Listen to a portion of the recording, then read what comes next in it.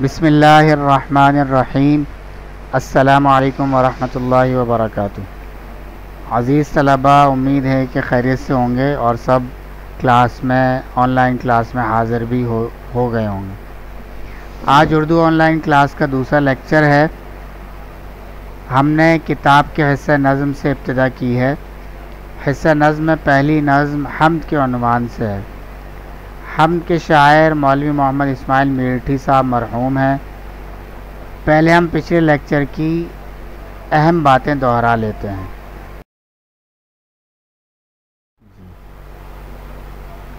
ہم نے گزشتہ لیکچر میں پہلی بات نیت کی درستی کے حوالے سے کی تھی، یعنی کہ ہم میں سے ہر ایک یہ نیت کرے کہ میں دیندار، دیانتدار اور باشعور شہری بننے کی نیت سے علم حاصل کر رہا ہوں۔ اسی طرح ملک و ملت کی خدمت کی نیت سے علم حاصل کر رہا ہوں۔ دوسری اہم بات جو پچھلے لیکچر میں ہوئی تھی وہ یہ تھی کہ اردو کی کتاب، رجسٹر اور رف کاپی ساتھ لے کر بیٹھیں۔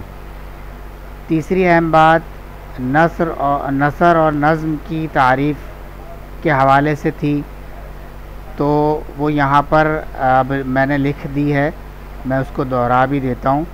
نثر کی تعریف کیا ہے؟ نثر کے لغوی معنی ہے بکھری ہوئی شے۔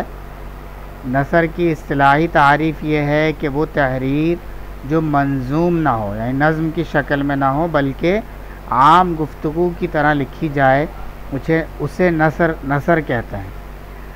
پھر نظم کی تعریف، نظم کے لغوی معنی ہے موتیوں کی لڑی۔ اب آپ دیکھیے کہ نثر کی لغوی معنی کیا ہے؟ بکھری ہوئی چیز، اور موتیوں کی لڑی میں بالکل اس کے الٹ ہوتا ہے، اور وہ سب سمٹی ہوئی اور پروئی ہوئی ایک لڑی میں موتی ہوتے ہیں۔ تو نثر کے لغوی معنی تھے بکھری ہوئی شے، اور نظم کے لغوی معنی ہے موتیوں کی لڑی، اس کے بالکل الٹ۔ اصطلاحی تعریف نظم کی کیا ہے؟ نظم کی اصطلاحی تعریف یہ ہے کہ وہ تحریر جو شاعری کے قواعد کے مطابق نپے تلے انداز میں لکھی جائے، اسے نظم کہتے ہیں۔ یہ کون سی بات ہو گئی؟ یہ ہماری تیسری بات ہو گئی۔ گزشتہ لیکچر کی چوتھی اہم بات یہ تھی کہ بھئی حمد کے شاعر کا تعارف۔ تو آپ اسے کتاب کے صفحہ نمبر 117 سے دوبارہ پڑھ لیجئے گا، وہاں پر حمد کے شاعر مولوی محمد اسماعیل میرٹھی صاحب کا تعارف موجود ہے۔ تو یہ تو تھی گزشتہ لیکچر 1 کی کچھ اہم باتیں۔ آج کی کلاس میں ہم 4 باتیں پڑھیں گے انشاءاللہ تعالی، یا یوں کہیے کہ آج کی کلاس میں 4 باتیں ہوں گی۔ پہلی حمد کی تعریف، دوسری بات مصرعے کی تعریف، تیسری بات شعر کی تعریف، اور چوتھی بات ہوگی نظم خوانی، یعنی ہم نظم پڑھیں گے انشاءاللہ تعالی۔ چلیے شروع کرتے ہیں۔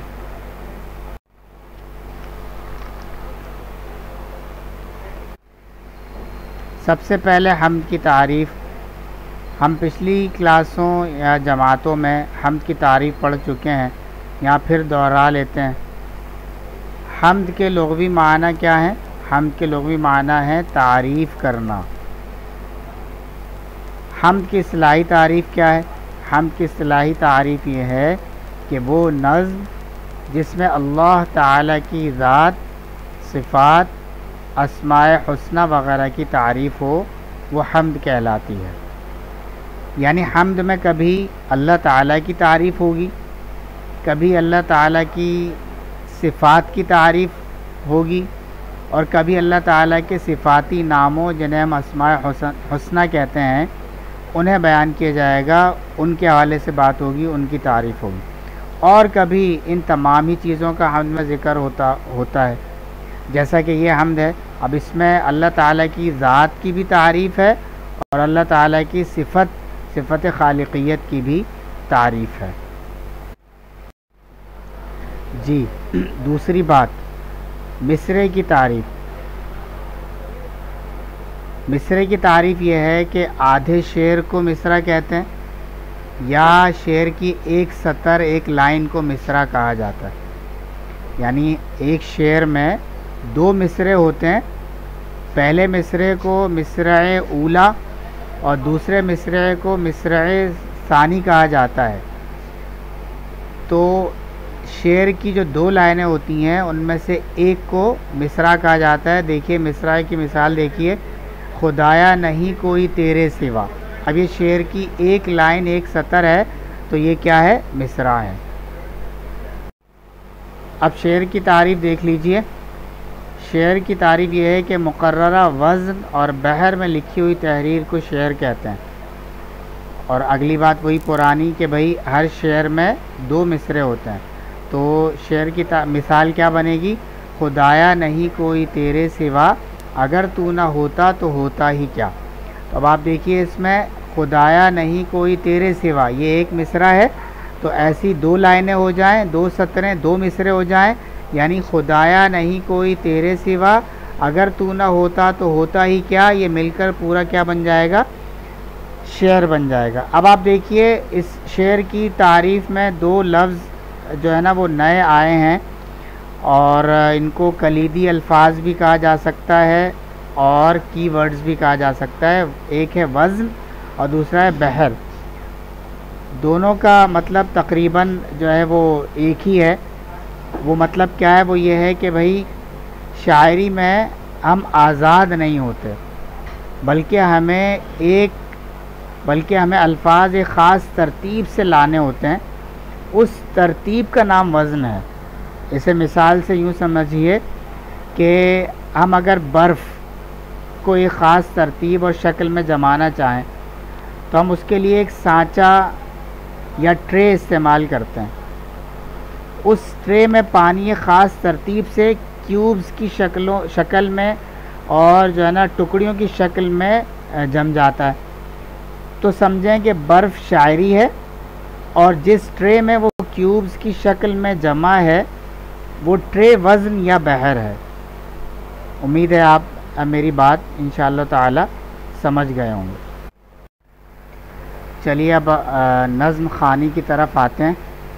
نظم خوانی کا مطلب ہے نظم پڑھنا. تو نظم خوانی نظم کو اس کے مخصوص انداز سے پڑھنے کو یعنی کہتے ہیں. آپ لوگ کتاب کا صفحہ نمبر 118 کھول لیجئے، اسے ذرا دیکھیے، وہاں پہ یہ حمد موجود ہے. تو ابھی ہم پڑھتے ہیں اسے. دیکھیے نظم پڑھنے کے دو طریقے ہیں.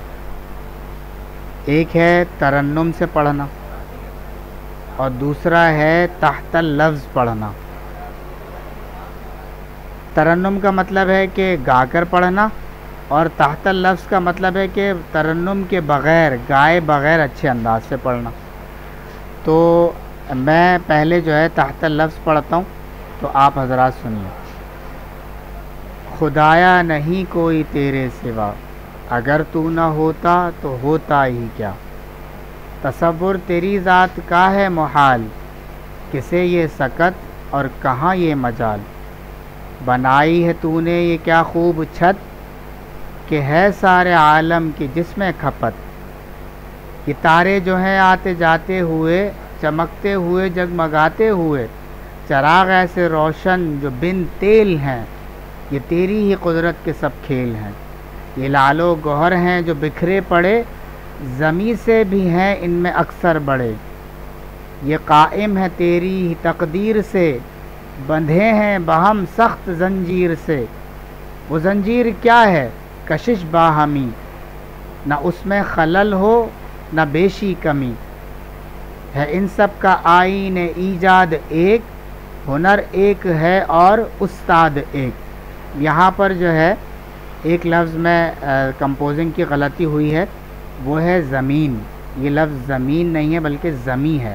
یعنی اس کو یوں پڑھیں گے، یہ لال و گوہر ہیں جو بکھرے پڑے، زمیں سے بھی ہیں ان میں اکثر بڑے. یہ تصحیح کر لیجیے گا، صحیح کر لیجیے.